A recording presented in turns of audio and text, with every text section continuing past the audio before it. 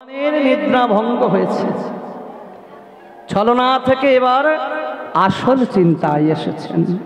আর যখন নিদ্রা ভঙ্গ হয়েছে, অমনি গোলকপতি নারায়ণ অভিশাপ দিলে, শোনো দেবতাগণ, বিচলিত হওয়ার মতো কিছু নেই। আমি অভিসম্পদ করলাম, সাং শাবক রূপে ওর জন্ম লাভ হবে। অন্তর্যামী ভগবান সবই জানেন, সবই বোঝেন। প্রভু, কিন্তু কি এমন হলো হঠাৎ নিদ্রা ভঙ্গ হয়ে তুমি অভিশাপ দিলে? বলে, কেন জানো? এখনই ওই মহারাজকে পরীক্ষা করার জন্য যাব। দেখবো ওই মহারাজ দানে ধ্যানে পুণ্যে কত পুণ্য লাভ করেছে, তার সচক্ষে প্রমাণ আমি দর্শন করতে চাই। ওই মহারাজ বৃষসেন যদি আমার পরীক্ষায় উত্তীর্ণ হয়, তাহলে ওর স্বর্গ প্রাপ্তি হবে, নতুবা ওই মহারাজ বৃষসেন সাং শাবক রূপে জন্ম লাভ করবে। এদিকে বৈষ্ণবগণ মহানন্দে আনন্দিত। সেই দিন সবাই মিলে বলছে, বলি জয় হোক রাজনের, জয় হোক রাজনের, জয় হোক রাজনের, জয় হোক রাজনের। আজ জয় জয় জয় দিয়া জয় হোক রাজনের, জয় জয় জয় দিয়া জয় হোক রাজনের, আজ জয় জয় জয় দিয়া জয় হোক রাজনের, জয় জয় জয় দিয়া জয় হোক রাজনের। মহারাজের জয় হোক, জয় হোক, জয় হোক।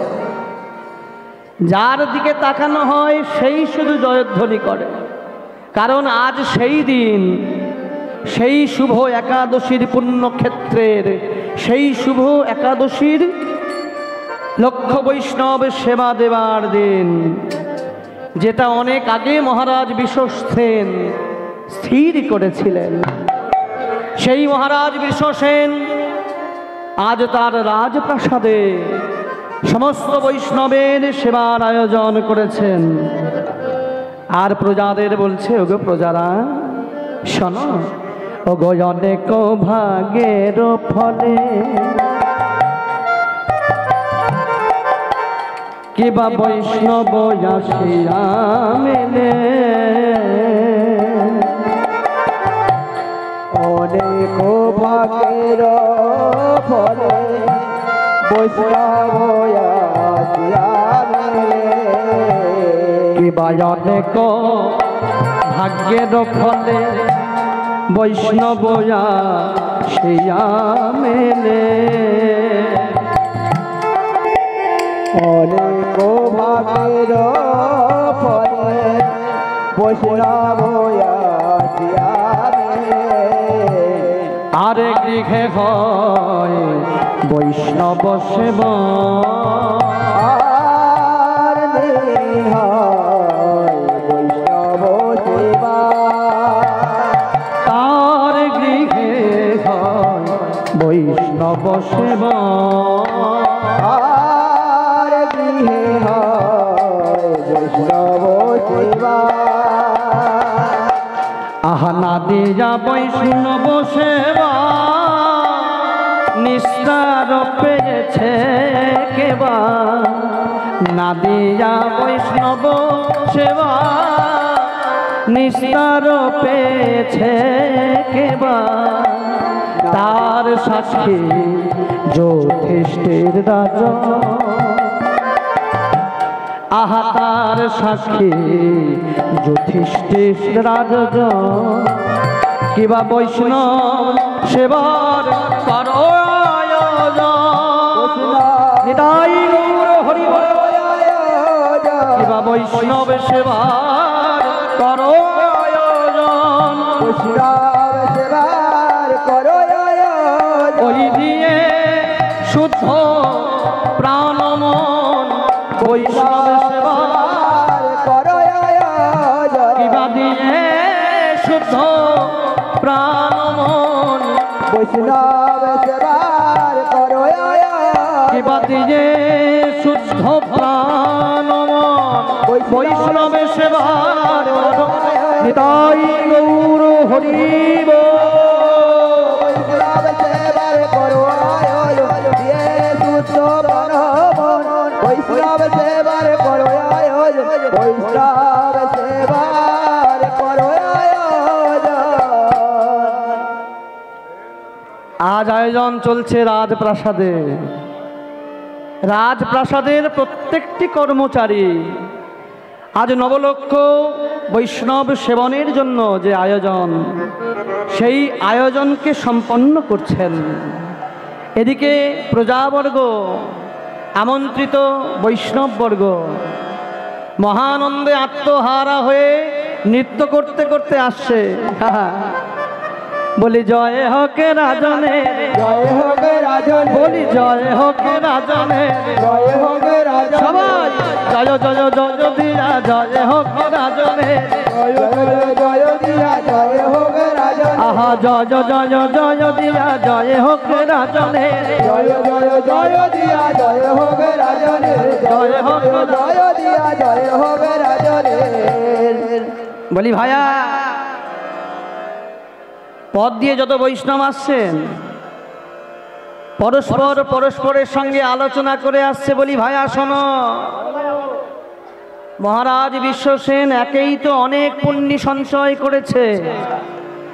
আজকে যদি লক্ষ বৈষ্ণব সম্পূর্ণ দান করেন, সেবা দান করতে পারেন, তাহলে মহারাজ বিশ্বসেনের স্বর্গপ্রাপ্তি নিশ্চিত।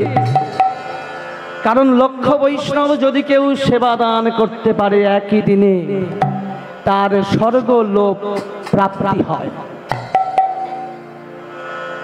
তাই ভাইয়া, আজ সেই আনন্দের দিনে বিলম্ব নয়, বিলম্ব নয়, চলো চলো, আরে তাড়াতাড়ি করে চলো, আজ যে সেবা করতে হবে। বহুদিন ভালো মন্দ আসেনি আমাদের সেবায়। মহারাজ বিশ্বসেনের রাজপ্রাসাদ বলে কথা, আজ এক উদর পরিপূর্ণ করে সেবা গ্রহণ করব। ভাইয়া চলো চলো চলো। গোলকপতি ভগবান নারায়ণ মহারাজ বিশ্বসেনকে পরীক্ষা করার জন্য যখনই মনের বাসনার কথা বললেন, অমনি মহালক্ষ্মী বললেন, প্রভু তাহলে আমাকে তোমার সঙ্গে নিশ্চয় নিয়ে যাবে। কারণ তুমি যুগে যুগে যতবার ওই ধরাধামে গেছো, আমায় তো সঙ্গে নিয়ে গেছো, তা আজ আজ বুঝি আমায় তুমি সঙ্গে নিয়ে যাবে? না লক্ষ্মী, যুগে যুগে যতবার গিয়েছি ওই ধরাধামে তোমায় নিয়ে গিয়েছি, নিয়ে যাব, তবে এবার তোমায় নিয়ে যাব না। প্রভু এ কি বলছো প্রভু, আমায় নিয়ে যাবেন না? বলে না লক্ষ্মী, আজ তোমায় নিয়ে যাব না। কেন জানো? কারণ আমি যে রূপ ধারণ করে যাব, সেই রূপ দর্শন করলে তুমি সহ্য করতে পারবে না। বলে প্রভু এ তুমি কি বললে প্রভু, তোমার রূপ আমি সহ্য করতে পারবো না। প্রভু তোমার সত্যনারায়ণের রূপ আমি সহ্য করতে পারিনি। তুমি ত্রেতা যুগে যখন রাম অবতার রূপে জন্ম লাভ করবে, আমি তো জানো কি হয়েছিলাম প্রভু, সেটা সহ্য করতে পারিনি। তবে তবে এখন তুমি এমন কি রূপ ধরবে, যে রূপ দর্শন করলে আমি সহ্য করতে পারবো না। লক্ষ্মী তুমি দর্শন করবে আমি কি রূপ ধারণ করব? এই দেখো, এই বলে নারায়ণ নিজের সর্বঙ্গে সর্বঙ্গে দেখিতে দেখিতে কুষ্ঠ ব্যাধিগ্রস্ত হইল, কুষ্ঠ ব্যাধিগ্রস্ত হইল, রক্ত পুজ ক্রীড়ায় কাঁপিতে লাগিল। এ কি প্রভু, এ তুমি কি রূপ ধরেছ? না না প্রভু, না, এ রূপ আমি দর্শন করতে পারবো না। যার চরণ পাওয়ার জন্য কত শত সাধু ঋষি গন্ধর্ব কিন্নর কিন্নরী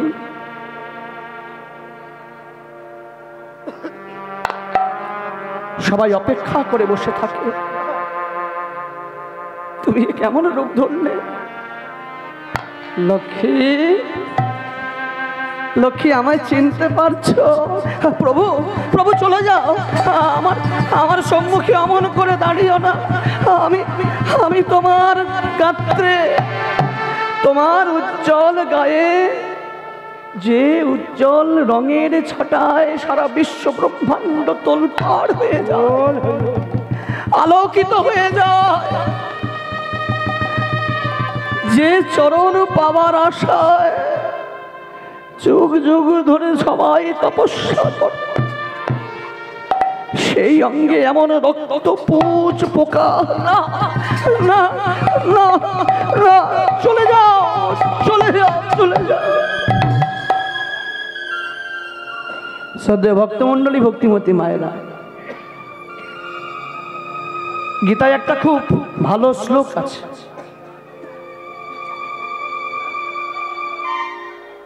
আমরা সনাতন ধর্মের মানুষ হয়ে বহু জায়গায় গিয়ে দেখেছি আমাদের সনাতন ধর্ম যেমন বিদেশিরা তাদের ধর্ম পরিত্যাগ করে আমাদের ধর্ম গ্রহণ করে। একবার গিয়ে দেখে আসুন ইসকন, দেখে আসুন গৌড়ীয় মঠ। বিদেশিরা যাদের কোটি কোটি ডলারের মালিক, যাদের সম্পত্তির আয়তন আমরা পরিমাপ করতে পারবো না, তারা ওই নিজের সংসার পুত্র পরিজন ছেড়ে কোটি কোটি ডলার ছেড়ে এসেছে এই ভারতে, দুটি বাহু তুলে শুধু হরিনামে মত্ত হয়েছে। আর আমরা এই কলিযুগের মানুষ হয়েও, সনাতন ধর্মের মানুষ হয়েও, যে ধর্ম নিয়ে বিদেশিরা পর্যন্ত গর্ব করে, সবথেকে প্রাচীন ধর্ম, আমরা পড়াশোনার মধ্যেও তো প্রমাণ পেয়েছি সবথেকে প্রাচীনতম ধর্ম যদি কোনো থাকে এটা হলো আমাদের সনাতন ধর্ম। আর সেই সনাতন ধর্মের মানুষ হয়েছি আমরা। মনে আছে হরপ্পা মহেঞ্জোদারো সভ্যতার কথা, প্রাচীন সভ্যতার কথা, ইতিহাসে তো আমরা সবাই কম বেশি পড়েছি। সেখানে তৎকালীন সময়ে বিভিন্ন দেওয়ালে, বিভিন্ন প্রস্তর খণ্ডে দেবদেবীর ছবি খোদাই করে আঁকা থাকত। তার মানে সনাতন ধর্ম কত আগে, যখন ইতিহাসও সৃষ্টি হয়নি। সনাতন শব্দের অর্থ তো তাই, যেটা ছিল, যেটা আছে, যেটা থাকবে, যাহা নিত্য সত্য চির সত্য, তাহা সনাতন বুঝায়। অনেক অনেক অপরাধ নেবেন না, একটু কিছু কথা না বলে পারছি না। অনেক বৈষ্ণবকে আমি দেখেছি, বৈষ্ণব নিন্দা করা মহাপাপ, তবু একটু বলছি। অনেক বৈষ্ণবকে দেখেছি যারা কৃষ্ণ প্রসাদ ছাড়া অন্য কোনো প্রসাদ গ্রহণ করেন না, আছে না? ভগবান গীতায় অর্জুনকে বলছেন, হে পার্থ, এই দেখো আমার বিশ্বরূপ, তুমি যে দেবতার নাম করবে সেটাই আমি। সমস্ত বিশ্বের যত দেবতা আছে 33 কোটি, নট কোটি, ক্রোর, দিস কোটি। সনাতন ধর্মের মানুষ হয়েছেন, একটু শুনে রাখুন, আমাদের দেবতা সংখ্যা হলো 33 কোটি নয়, কোটি। কৌটি শব্দের অর্থ হলো প্রকার, মানে ধরনের। অর্থাৎ আমাদের 33 রকমের দেবতা আছে।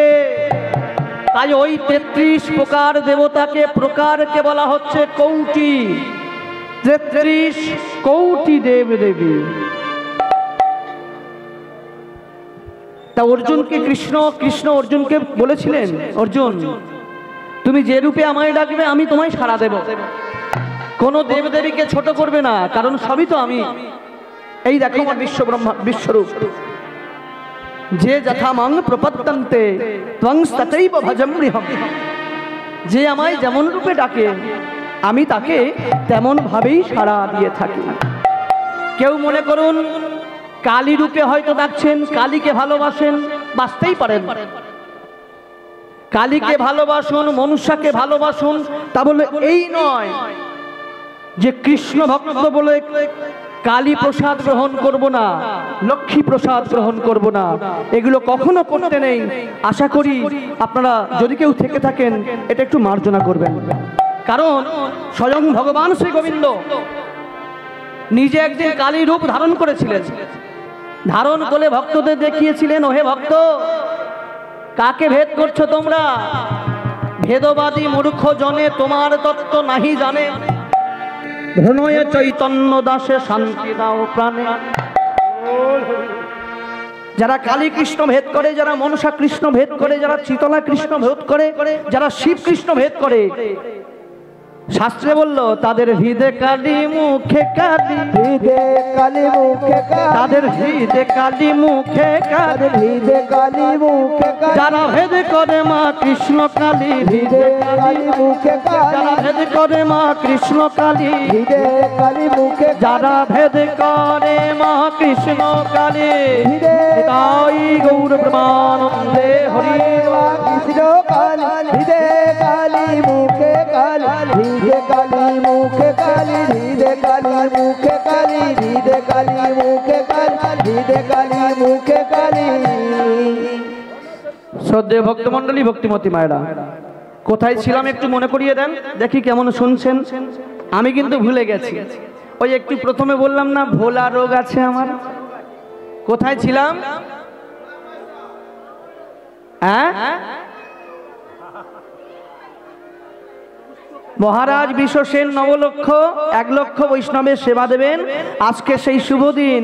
আর এদিকে ভগবান কুষ্ঠ ব্যাধিগ্রস্ত বৈষ্ণবের বেশ ধারণ করে চলেছে।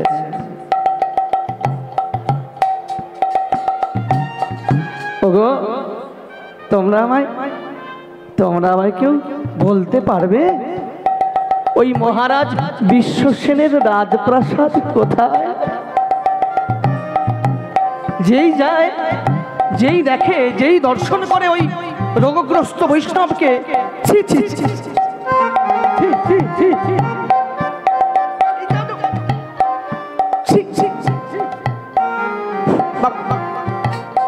গন্ধ গন্ধ, সারা অঙ্গেদার দুর্গন্ধ, রক্ত পুজ পোকা, যাকে সারা অঙ্গে কুড়ে কুড়ে খাচ্ছে। এই অবস্থায় নারায়ণ কুষ্ঠ ব্যাধিগ্রস্ত বৈষ্ণবের বেশ ধারণ করে মহারাজ বিশ্বসেনের রাজপ্রাসাদের দিকে চলেছেন। এদিকে বৈষ্ণবরা বলাবলি করছে, বলি ভাইয়া চলো চলো চলো, আর বিলম্ব নয়, আর বিলম্ব নয়, আর বিলম্ব নয়। ওহে আমার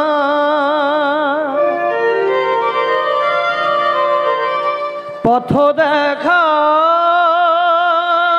পথ দেখা, ওহে হরি মনরে, ওহে হরি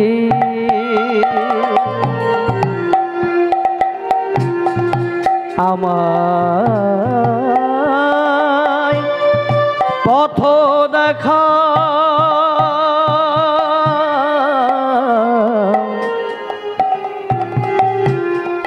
ওহে হরি, ওহে হরি